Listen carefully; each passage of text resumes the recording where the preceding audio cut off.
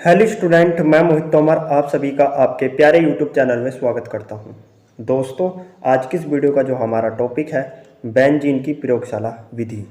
तो दोस्तों, आज की इस वीडियो में मैं आपको बेंजीन की प्रयोगशाला विधि के बारे में बताने वाला हूं कि बेंजीन का निर्माण प्रयोगशाला विधि में किस प्रकार से होता है। तो दोस्तों, वीडियो शुरू करने से पहले आप सभी से रिक्वेस्ट है, यदि आपने अभी तक हमारे प्यारे यूट्यूब चैनल को सब्सक्राइब नहीं किया है दोस्तों सब्सक्राइब कर दीजिए और उसके की बेल आइकन घंटी भी प्रेस कर दीजिए, ताकि दोस्तों जब भी मैं नई वीडियो अपलोड करूं उस वीडियो की नोटिफिकेशन आपको सबसे पहले मिल सके। तो शुरू करते हैं दोस्तों आज की इस वीडियो को।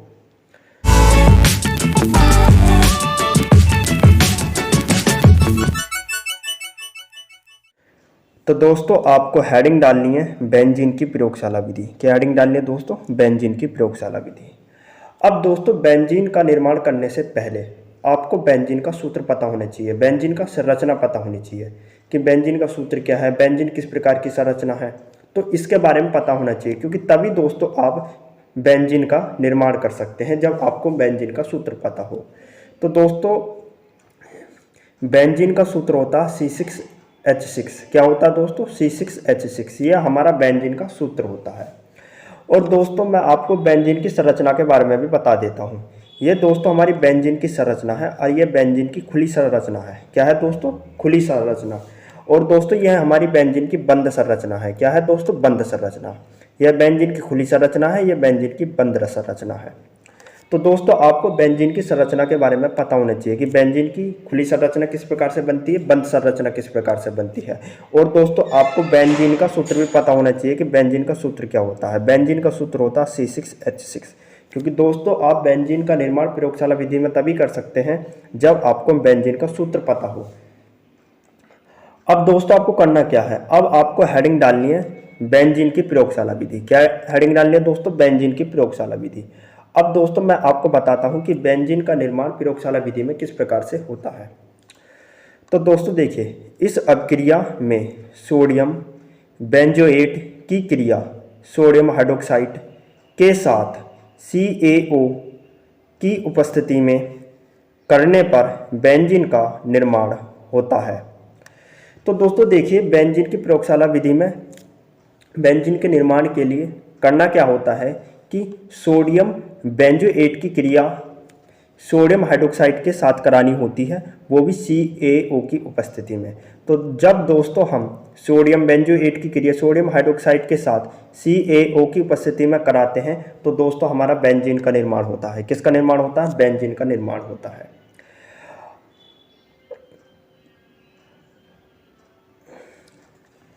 दोस्तों, सोडियम बेंजोएट का सूत्र होता है C6H5 बॉन्ड COONA। ये हमारा सोडियम बेंजोएट का सूत्र है, C6H5 bond COONA plus. Sodium benzoate की क्रिया किसके साथ करानी है दोस्तों?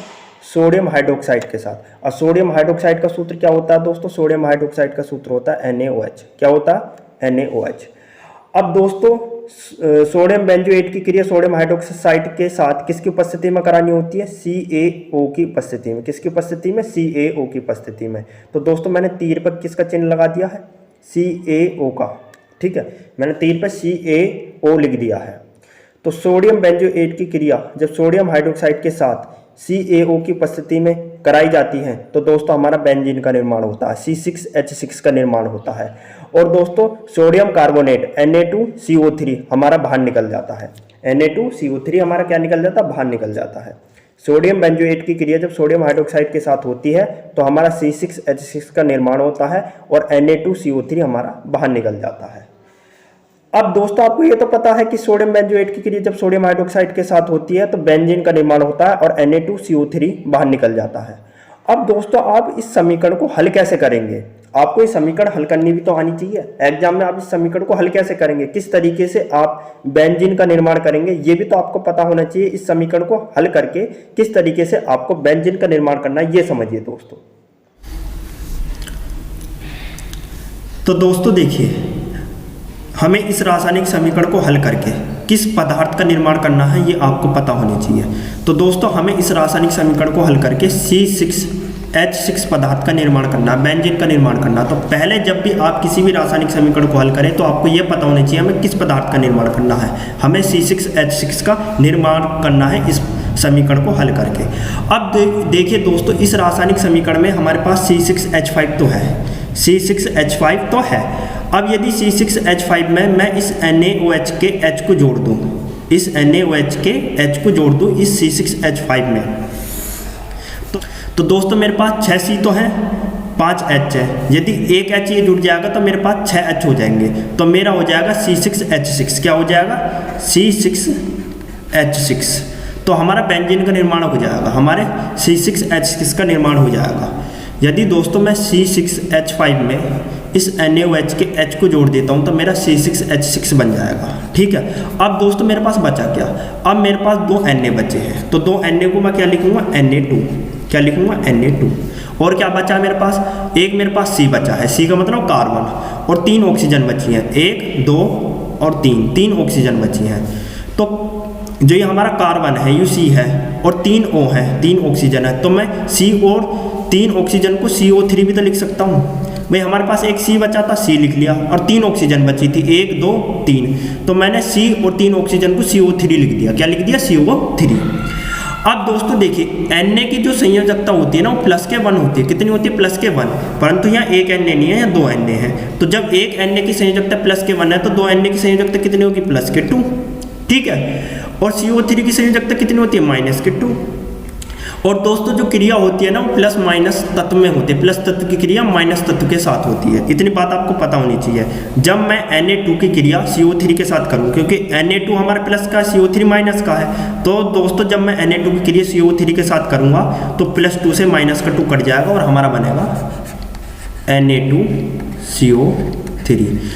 तो दोस्तों जब आप इस रासायनिक समीकरण को हल करेंगे तो हमारा क्या बनेगा? बेंजीन बनेगा। क्या बनेगा? बेंजीन बनेगा, और हमारा सोडियम कार्बोनेट बाहर निकल जाएगा। तो दोस्तों आपको समझ में आ गया होगा कि इस रासायनिक समीकरण को आप हल करेंगे तो किस तरीके से आपको हल करना है, ये आपको अच्छे से समझ में आ गया होगा। तो दोस्तों आपको समझ में आ गया होगा कि सोडियम बेंजोएट की क्रिया सोडियम हाइड्रोक्साइड के साथ जब करते हैं तो किस तरीके से हमारा बेंजीन का निर्माण होता है। तो दोस्तों आपको समझ में आ गया होगा कि ये जो हमारी रासायनिक समीकरण है आपको किस प्रकार से हल करनी है एग्जाम में, किस तरीके से आपको बेंजीन का निर्माण करना है और किस तरीके से Na2CO3 को बाहर निकालना है, ये आपको समझ में आ गया होगा कि किस तरीके से ये रासायनिक समीकरण आपको हल करनी है। यदि दोस्तों आपको हमारी ये वीडियो पसंद आई है तो लाइक सब्सक्राइब शेयर जरूर कीजिए। दोस्तों आपको हमारी वीडियो देखने का बहुत बहुत धन्यवाद।